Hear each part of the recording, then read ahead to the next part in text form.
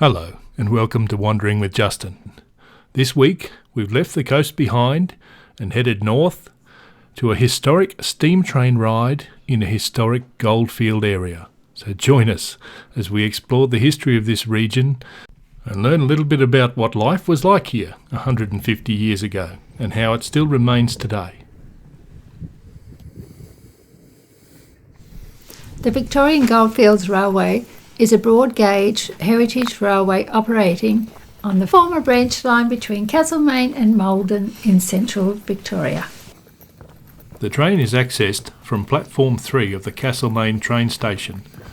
Platforms 1 and 2 are the regular train services staffed by the Victoria Rail employees. However, the volunteers of the Victoria Goldfields Railway man the station at Platform 3 and are responsible for the restoration of this section of track, keeping the trains running, staffing the carriages and manning the station. They do everything here and it's glorious to see.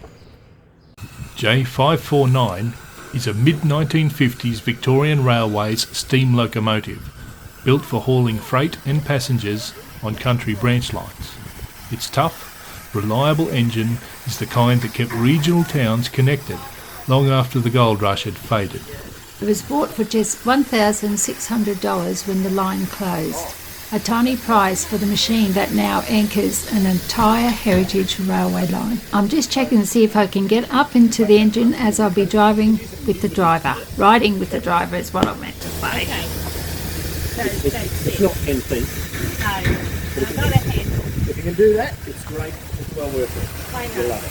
You should, J549 is an oil-burning steam locomotive, which makes it cleaner and easier to run than coal-fired engines.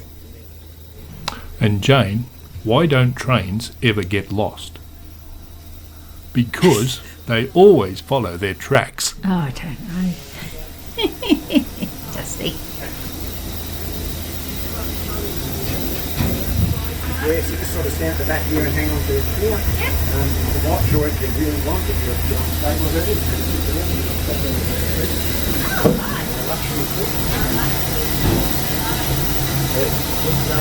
just hold it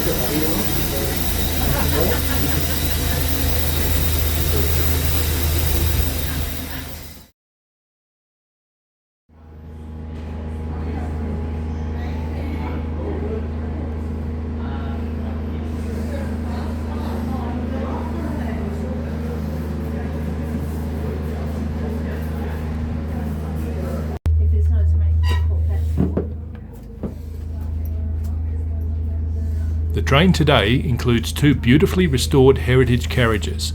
One is the Maldon, fitted out in the classic Pullman luxury style, and the other is the Tambo, a named Victorian railway carriage from the early 1900s carrying the tradition of Victoria Rail's prestige rolling stock.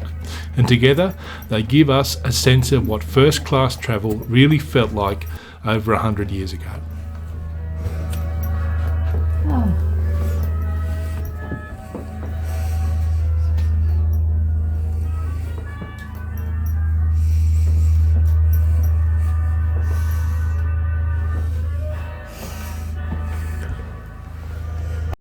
Yes, that is so lovely down there.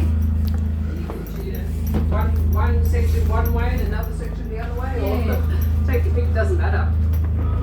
So is it the same train all day running, or is it? Yes. Yes. You go backwards and forwards twice. Right. These are quite comfy. Alright, well let's start up here somewhere then. Which one? Do you want to go in the corners? No? They get locked, you need something open.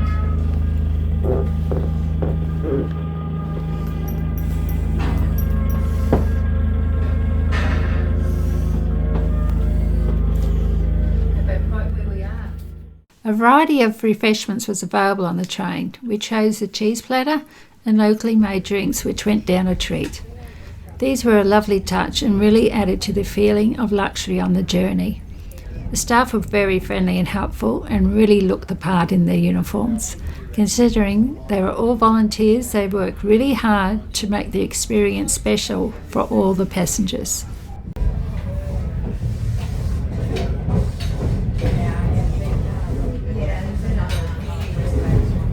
railway between Castlemaine and Maldon was built in the early 1880s, right at the tail end of Victoria's gold boom. Maldon had been one of the richest quartz mining towns in the colony, and the line was constructed to move ore, machinery, timber and people between the mines and the main rail network at Castlemaine.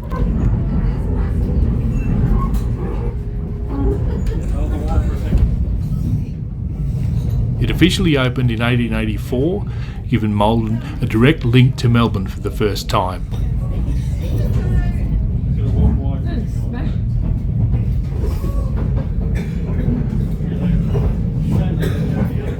An interesting fact is that the line was built with unusual care for a small branch railway.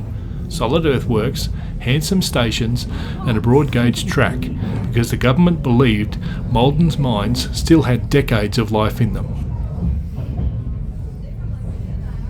By the 1950s and 60s, the mines were closing. Road transport was taking over and passenger numbers had dwindled to almost nothing. The last regular train ran in 1976. The line fell silent. Locals still tell stories of that time. Locals still tell stories of that time. Kids riding their bikes along the disused tracks, farmers salvaging old sleepers, and Maldon feeling just a little bit more cut off from the world. The story didn't end there. In 1976, the Castlemaine and Maldon Railway Preservation Society was formed, and the volunteers began the long, stubborn task of bringing the line back to life. They rebuilt bridges, relayed track, restored stations, and eventually reopened the line in 2004. From a local perspective, the restoration wasn't just about the trains, but it was about pride. It brought visitors back to Maldon, revived old skills, and turned a forgotten branch line into a living piece of community history. And today, when the steam engine whistles through the forest, people say it feels like the goldfields have a heartbeat again. Good morning, ladies and gentlemen. Welcome aboard the Victorian Goldfields Railway special service to Maldon. We're not terribly far from Maldon now. In fact, we're on the outskirts in about 5 minutes or so. Thank you for travelling with us today on the Victorian Goldfields Railway. Don't forget this train is departing at 12:45, or the second train will depart at 3:30. Thank you.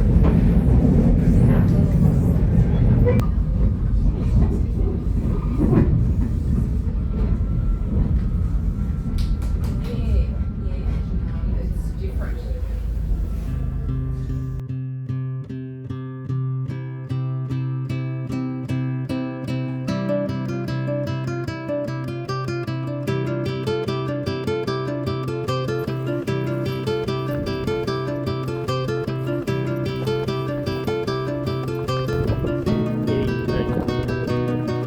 Maldon became a gold town because it sat on one of the richest quartz reef systems in Victoria. Unlike places where gold was found in shallow creeks, Maldon's gold was locked deep inside hard quartz, which meant that it lasted longer and it supported a more permanent town. First discovered in 1853, miners quickly realised the reefs around Mount Tarrangower were unusually rich and consistent.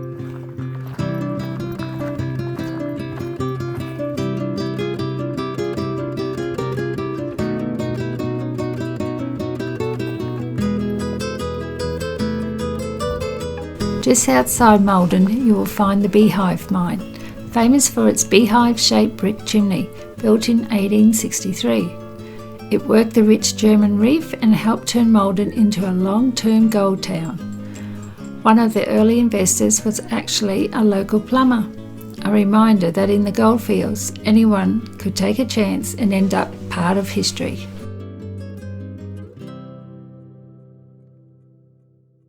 Maldon holds a special place in Victoria's heritage story.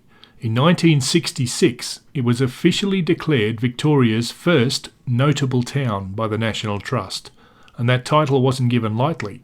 It recognised that Maldon had something rare, a goldfields town that had never been modernised, never rebuilt, and had never lost its 19th century character. While other gold towns grew into cities or faded into ruins, Maldon stayed remarkably intact. Its shop fronts, cottages, churches and mine relics was still reminiscent of the days when the gold was still being pulled out of the reefs. Towns like these collect stories of characters. One such character was the Welsh immigrant Joseph Jenkins. He worked around Australia as a swagman, and he moved to Maldon in his late 60s and took up a job with the council. You'll take a note and see some of these early stone gutters that are still surviving. It was Joseph's job to manually clean all of these gutters every day for £1 a week, which at the time was barely subsistence money. Joseph came to Australia at the age of 51 and took up lumping his swag around the country. A swag that weighed 90 pounds, which is about 40 kilos, and he would walk up to 26 miles a day, which is around 40 miles. What an effort. Our short time at Maldon was very enjoyable. All the buildings are still the original, the old front shop fronts. It was just a lovely place to walk around and spend time. Even if you don't come on the train, it's certainly worth a drive to visit this town. It was a beautiful experience. We're going to leave it there for now. We'll go into the experience and the history of the Victorian goldfields a little bit more in the next video. But until then, I'll see you later. See you on the next one. Bye.